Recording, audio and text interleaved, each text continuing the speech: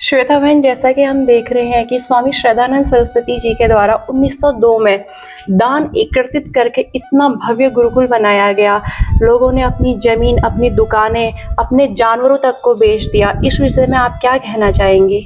देखिए, अपने शास्त्रीय परंपरा के अनुसार शास्त्र में कहा है, सर्वेषामेव दानानां विद्यादानं विशिष्यते, अर्थात सभी दानों में यदि कोई श्रेष्ठ है तो विद्यादान बहुत ही श्रेष्ठ कार्य होता है।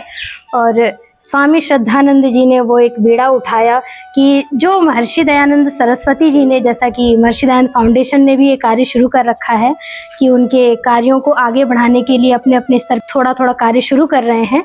तो जैसे महर्षि दयानंद जी ने कहा था कि अपनी भारतीय संस्कृति को बचाने के लिए आमूल चूल परिवर्तन, जैसे अंग्रेजों ने कहा था कि यदि हमें भारतीयता को नष्ट करनी है तो वहाँ की शिक्षा व्यवस्था को जड़तः खत्म करना पड़ेगा।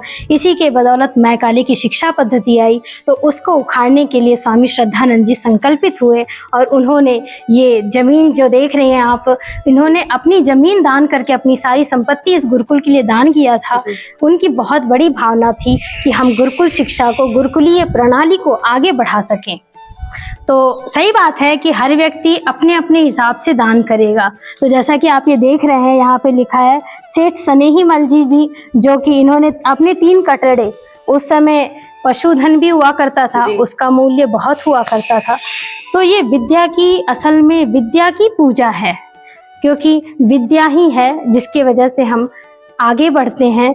क्योंकि कहा है, ज्ञानम ही तेषाम अधिको विशेषः ज्ञानेन हीनः पशुभिः समानः, अर्थात कि मनुष्य और पशु में यदि अंतर देखना है तो ज्ञान ही एक ऐसा साधन है जो मनुष्य को पशुओं से अलग करती है। तो उस ज्ञान की समृद्धि के लिए, उस विद्या को, उस वैदिक संस्कृति को बचाने के लिए जो लोगों के मन में बन सका, जिनके पास जो सामर्थ्य था वो उन्होंने आहूत किया और इस बिल्डिंग को बनाया। तो सच कहें तो हमारे वो पुरखे बड़े ही महान थे, जिनके बदौलत आज तक वैदिक संस्कृति सुरक्षित है और आज हम उसके लाभ ले रहे हैं और आगे भी लेते रहेंगे।